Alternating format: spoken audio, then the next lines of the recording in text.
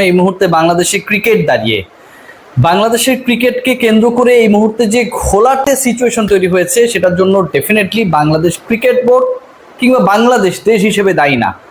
উদ্ভূত পরিস্থিতি, ভারত পাকিস্তান যুদ্ধ এবং সেই যুদ্ধের ডামাডোলে আটকা পড়েছেন বাংলাদেশের দুজন ক্রিকেটার, অন্তত 42 জন ক্রিকেটার যারা পাকিস্তান সুপার লিগ পিএসএল এ অংশগ্রহণ করছেন। তারা আজকে বিকেলে mister Naqvi Pakistan cricket board পিসিবির চেয়ারম্যান তার সাথে বৈঠক করেছেন। They are not willing to play upcoming PSL matches. ভয়াবহ বিপদের মধ্যে রয়েছেন আমাদের রিশাদ হোসেন এবং নাহিদ রানা।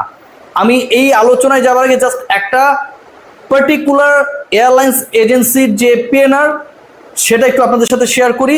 আমাদের এক সহকর্মী, দুজন সহকর্মী ইনফ্যাক্ট, তারা দুজন আটকা পড়েছেন পাকিস্তানে, পিএসএল কাভার করতে গিয়েছেন এবং তাদের যে লক্ষ্য ছিল বাংলাদেশের সাথে পাকিস্তানের 5টা টি20 হবে, আপনারা সবাই জানেন, সেই ম্যাচেসগুলো কাভার করা।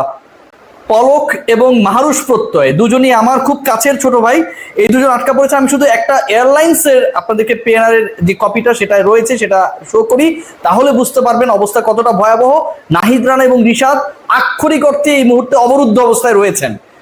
সেখানে বলা হচ্ছে এয়ার আরাবিয়া, এবং যে ফ্লাইটটার কথা বলা হচ্ছে এই পার্টিকুলার ফ্লাইট আমাদের এক সহকর্মীকে ক্যারি করত এবং সেটার যে যাত্রা সেই যাত্রাটা ছিল হচ্ছে করাচি থেকে শারজা পর্যন্ত। করাচি থেকে শারজা পর্যন্ত যে যাত্রা সেই যাত্রা তারা বাতিল করেছে এবং লিখেছে flight cancel notification for PNR অমুক।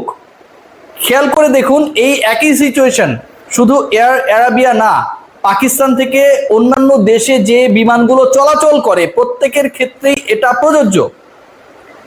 এয়ার আরাবিয়ার এটা দেখানোর কারণ হচ্ছে যে এটা আমার হাতে এসেছে, পাকিস্তান থেকে কোনো বিদেশি যারা এই মুহূর্তে পাকিস্তানে অবস্থান করছেন তাদের নিজেদের দেশে বা পার্শ্ববর্তী দেশে যেতে পারছেন না। আকাশ সীমা পুরোপুরি প্যাক করে রেখেছে। আজকে সকালে আমি রিপোর্ট করেছিলাম, সেই সময় আমি বলেছিলাম যে তুরস্কের বিমানগুলো ছেড়ে আসার পরও ঘুরে গেছে, এরকম ঘটনা আমরা শুনেছি। এবং এখন যে অবস্থা সেটাতে রাওয়ালপিন্ডিতে যেই মাঠে ম্যাচ হবার কথা, রাওয়ালপিন্ডির যে স্টেডিয়ামে ম্যাচ হবে সেই স্টেডিয়ামে, সেই পার্টিকুলার স্টেডিয়ামে ড্রোন হামলা হয়েছে আজকে।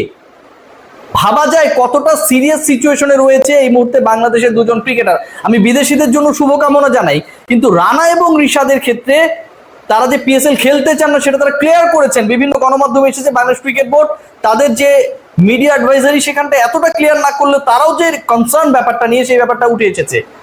এই দুজন ক্রিকেটার কিভাবে বাংলাদেশে ফিরবেন? দুজন সংবাদকর্মী সেখানটায় রয়েছেন, তাশফিক পলক এবং মাহরুষ প্রত্যয়, তারা কিভাবে ব্যাক করবেন?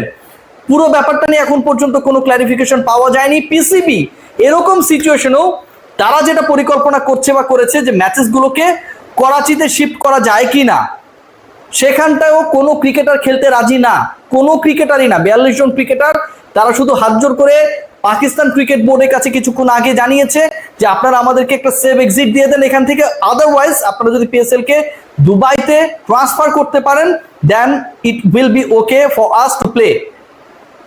ভয়াবহ একটা সিচুয়েশন তৈরি হয়েছে।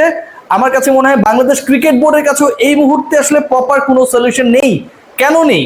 ক্রিকেট বোর্ডের যে মিডিয়া অ্যাডভাইজারি সেখানটায় পাঠানো হয়েছে এবং সেখানটায় বলা হয়েছে যে বাংলাদেশের যে পাকিস্তানের হাই কমিশন রয়েছে সেখানটায় তারা যোগাযোগ রাখছে, নাহিদ রানার সাথে তারা অ্যাটাচমেন্টে রয়েছে, পিসিবির সাথে তারা যোগাযোগ রাখছে, ত্রিপক্ষীয় যোগাযোগ। কিন্তু কিভাবে এই ক্রিকেটাররা দেশে ফিরে আসবে সেই ওয়ে আউটটা কিন্তু বাংলাদেশ ক্রিকেট বোর্ড এখন পর্যন্ত দিতে পারে নাই।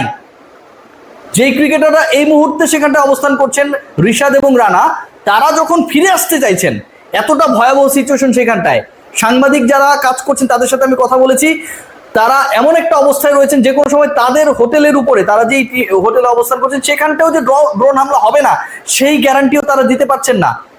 অত্যন্ত ভীত সন্ত্রস্ত অবস্থায় রয়েছে বাংলাদেশের ক্রীড়া সাংবাদিক এবং ক্রিকেটাররা। এবং তারা কিভাবে দেশে ফিরবেন, কোন ওয়েতে ফিরবেন, পিসিবি কি রোল প্লে করবে, এবং যেহেতু পুরো আন্তর্জাতিক আকাশ সীমা এই মুহূর্তে বন্ধ, এই অবস্থায় আসলে সমাধানটা কি হবে এটা আমরা কেউ দিতে বা বলতে পারছি না।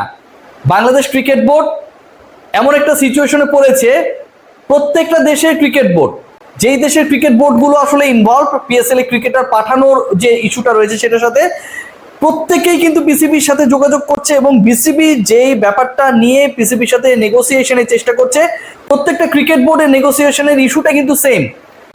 সো বাংলাদেশের ক্রিকেটার যেহেতু তুলনামূলকভাবে কম, মাত্র 2 জন, বাংলাদেশের প্রায়োরিটির জায়গাটাও কিন্তু আসলে কমে এসছে। আমি আরো ক্লিয়ারিফাই যদি আপনাদের করি, সেখানটায় এই মুহূর্তে যে ক্রিকেটাররা দেশে রয়েছেন, যাদের বাংলাদেশ দলের হয়ে পাকিস্তানে অন্তত 5টা টি20 খেলতে যাওয়ার কথা, সেই ক্রিকেটাররাও কিন্তু আসলে মোটামুটি একটা ডিসিশন নিয়ে ফেলেছেন এবং আনঅফিশিয়ালি বাংলাদেশ ক্রিকেট বোর্ডকে, ক্রিকেট অপারেশনসকে তারা জানানোর চেষ্টা করেছেন, জানিয়েছেন ইনফ্যাক্ট, যে তারা আসলে পাকিস্তানে এই সিচুয়েশনে ট্যুর করতে রাজি না। বাংলাদেশ ক্রিকেট বোর্ড এখনো অবজার্ভ করছে, এখন পর্যন্ত they couldn't make any decision regarding the upcoming tour. দেখুন, বাংলাদেশের বন্ধু যে কোনো রাষ্ট্র হতে পারে, এটা নিয়ে কোনো আপত্তি নাই, কিন্তু রাষ্ট্রের সাথে রাষ্ট্রের বন্ধুত্ব মানে আমি আমার জীবন বিপন্ন করে সেখানটায় আমাদের ন্যাশনাল হিরোদেরকে রেখে দিব বা পাঠিয়ে দিব, এটা ভাই কোনোভাবে লজিক্যাল হতে পারে না, কোনোভাবেই না, কোনো দৃষ্টিতেই না। একটা রাষ্ট্রকে তার সবার আগে ভালোবাসতে হবে নিজের নাগরিকদের, তার সেই সাধারণ নাগরিক হোক কিংবা রিশাদ রানার মতো অসাধারণ নাগরিক হোক, সেই নাগরিকদের নিরাপত্তা হচ্ছে একটা রাষ্ট্রের most important priority. And then you can think about the friendship. পাকিস্তানের সাথে যে 42 জন ক্রিকেটার অলরেডি পিসিবি চেয়ারম্যানের সাথে কথা বলেছেন, ওই 42 জন ক্রিকেটার যে রাষ্ট্রকে, যে নেশনকে রিপ্রেজেন্ট করে, তারাও কিন্তু ডেফিনেটলি ফর শিওর কেউ না কেউ পাকিস্তানের বন্ধু রাষ্ট্র। তার মানে কিন্তু এই না যে তারা তাদের ক্রিকেটারদেরকে সেভ এক্সিট সেখান থেকে এনশিওর করার জন্য তাগদা দিবে না, তাদেরকেও ফিরিয়ে আনার জন্য তাদের রাষ্ট্র চেষ্টা করছে। বাংলাদেশেরও কিন্তু প্রোঅ্যাক্টিভলি এটা কাজ করা উচিত।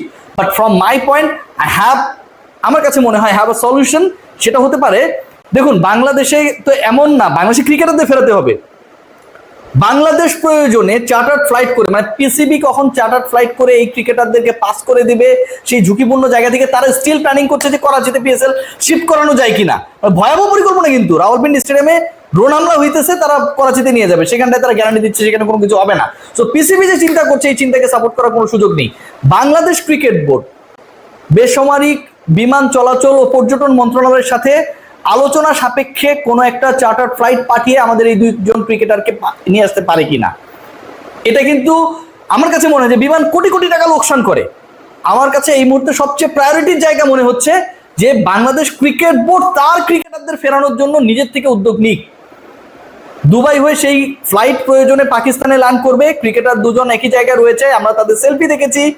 সো ওই জায়গাটায় পৌঁছানোর পরে বাংলাদেশের ওই পার্টিকুলার 2 ক্রিকেটার বাংলাদেশের পতাকাবাহী বিমানে করেই বাংলাদেশে ফেরত আসুক এবং দ্রুততম সময়। এবং এই প্রসেসে বাংলাদেশ ক্রিকেট বোর্ডকে অবশ্যই 2 জন ক্রীড়া সাংবাদিক যারা আটকা পড়েছেন, ক্রিকেট কাভার করতে গিয়ে পলক এবং প্রত্যয় আটকা পড়েছেন, তাদের যেন নিরাপদে বাংলাদেশে ফেরত আসা এনশিওর করা যায়, সেটাও এনশিওর করতে হবে। শুধুমাত্র 2 জন ক্রিকেটার না, একই সাথে তারা রয়েছেন এই 4 জন, রিশাদ, রানা, পলক এবং মাহরুষ প্রত্যয়, এই 4 জনকে ফেরানোর জন্য I am begging to Bangladesh cricket board যে আপনারা একটা প্রোঅ্যাক্টিভ রোল নেন। প্রয়োজনে চার্টার্ড বিমান বাংলাদেশ থেকে পাঠানো হোক, টাকা কোনো ব্যাপার না, টাকা কোনো ইস্যু না, জনগণ টাকা দিবে প্রয়োজনে। আপনার যদি খুব বেশি লোকসান হয় আমি তুলে দিব। আপনারা এই 4 জন ক্রিকেটারকে বাংলাদেশে, 4 জন বাংলাদেশিকে, 2 জন ক্রিকেটার, 2 জন সাংবাদিককে দেশে ফেরানোর চেষ্টা করুন। সবাই ভালো থাকবেন, প্রার্থনা করুন আমাদের ক্রিকেটার, আমাদের সংবাদকর্মীরা যেন অনেক বেশি নিরাপদে থাকে। সবাই ভালো থাকবেন।